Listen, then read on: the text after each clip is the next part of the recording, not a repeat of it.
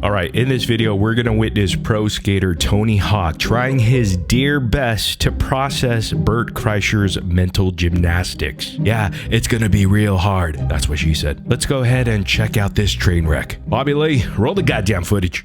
And she's behind me, and I go, and I barely drank in November. And she went, I went, what are you doing? She's like, well, why are you lying to your doctor? I go, I'm not lying to him. I'm telling him the truth I want him to hear. Like, I don't want to tell him I'm telling him the truth I want him to hear. Yeah. I'm telling him the truth I want him to hear. Yeah.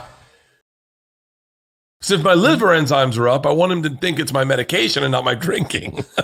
Wow. So Bert Kreischer is a textbook alcoholic, and based on all of his hoop jumping justifications, it is quite clear that he is going to be the last one to realize it, admit it, and acknowledge it if he ever does. I wonder how many times Tony Hawk thought to himself, what the fuck am I here for? I'm not lying to him, I'm telling him the truth he wants to hear. People who think and operate like this are terrifying. Tony Hawk has a 40-year career. His video games and name basically made the sport of skateboarding a huge thing. In turn, made X Games a real thing. He has more crazy stories that are true than 99% of the population of Earth. Yet, Bert Kreischer over there finds a way to make the interview about his medical issues. Bert is an insufferable narcissist. He can't even be asked to prepare a proper interview and just shows up and talks about drinking. Such a fucking waste of space. I can't imagine the people who listen to this guy talk and squeal. For real, Bert, shut the fuck up and let an actual living legend speak. No one cares about the fat alcoholic's rehash stories. Let the guy with real accomplishments speak about his actually interesting life. I'll do a 960 and trug walk away from this. Bert would be bellied up to the bar at an Applebee's 7 days a week if he hadn't fallen ass backwards into success. Liver failure is about the only funny thing this fuckwit will ever achieve. I mean, what are we doing here? Is this Bert telling us more stories about him while staring in the face of the one person the listeners actually care to hear from? How is it that this grown man can be so unaware of his own juvenile tendencies that make him so intolerable? How this mildly talented ding-dong has been so lucky to continually fail up is beyond me. He is the worst podcast host guest of all comics in my opinion. Bad listener, worst speaker. Never met him.